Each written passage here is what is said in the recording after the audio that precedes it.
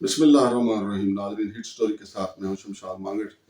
ناظرین، پہلے تو خبریں یہ تھی کہ آرمی چیف کون ہوگا. اب طے ہو گیا کہ آرمی چیف ہمارے جنرل عاصم منیر صاحب ہوں گے. ان کے حوالے سے آپ بہت کچھ جان چکے ہیں کہ راول پنڈی ڈیری حسن آباد سے ان کا تعلق ہے. ان کے والد پرنسپل رہے ہیں. چونکہ راول پنڈی سے جن کا تعلق ہے، بے شمار راول پنڈی کے ایسے دوست ہیں، چونکہ جڑواں شہر ہے، جو نہ صرف ان کے پڑوسی محلے دار رہے ہیں بلکہ ان کے کلاس فیلو یا ان کے اسکول فیلو رہ چکے ہوئے ہیں. اسی طریقے سے ہمارے ایڈیٹر ان چیف ہیں جناب محسن جمیل بیگ صاحب، جو کہ آن لائن نیوز ایجنسی کے ہیڈ بھی ہیں، روزنامہ جناح کے چیف ایڈیٹر بھی ہیں. تو جناب عاصم منیر صاحب کو بطور آرمی چیف جو تقرری ہوئی ہے، تو محسن جمیل بیگ صاحب چونکہ بنیادی طور پہ راول پنڈی سے ان کا تعلق ہے، تو وہاں پہ ان کا بھی ان کے ساتھ کافی اچھے مراسم رہے ہیں. تو یہ یقینی بات ہے، صرف جناب محسن جمیل بیگ صاحب ہی نہیں بلکہ راول پنڈی کی اور بھی کئی شخصیات نے جناب عاصم منیر صاحب کو جو ہے مبارکباد دی ہے. اور عاصم منیر صاحب کے حوالے سے آپ جانتے ہیں کہ وہ حافظ قرآن بھی ہیں. پھر ان کے والد جو ہیں وہ چونکہ اسکول کے ٹیچر اور پھر پرنسپل تھے، لہٰذا شہر میں حلقہ احباب ان کا کافی زیادہ ہے.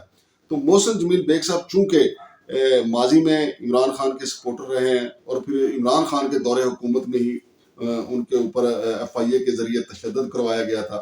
تو میں چونکہ وہاں پہ موجود تھا، عینی شاہد تھا، اور میں نے ہی جا کے ایف آئی اے والوں سے پوچھا تھا کہ آپ ریڈ کرنے آئے، آپ کے پاس کوئی ایف آئی آر، کوئی وارنٹ گرفتاری ہے؟ جو کہ ان کے پاس نہیں تھا. اور بالکل ایسے لگ رہا تھا کہ جیسے وہ محسن جمیل بیگ صاحب کو اغوا کرنے کی نیت سے آئے ہیں. تو اس موقع پہ محسن جمیل بیگ صاحب کیا کرتے؟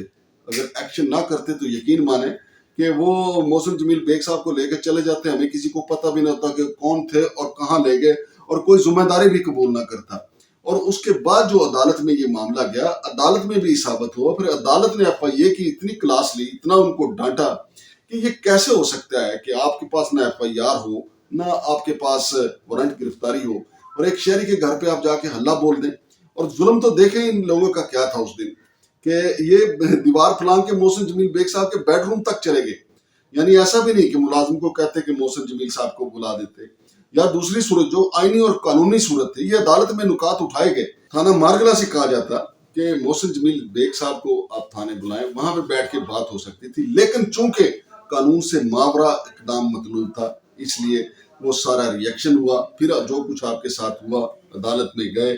عدالت سے نکلتے ہوئے محسن جمیل بیگ صاحب نے عمران خان صاحب کو مخاطب کرتے ہوئے کہا تھا، خان تو گیا. اور پھر اس کے بعد جو منظر بنا وہ بھی آپ کے سامنے ہے.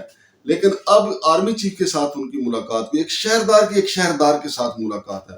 چونکہ راول پنڈی سے تعلق ہے جناب عاصم منیر صاحب کا، اور محسن جمیل بیگ صاحب کا بھی راول پنڈی سے تعلق ہے، تو مبارکباد دینا شہردار کو بنتا تو ہے اور دینی بھی چاہیے، اس میں کوئی شک نہیں ہے.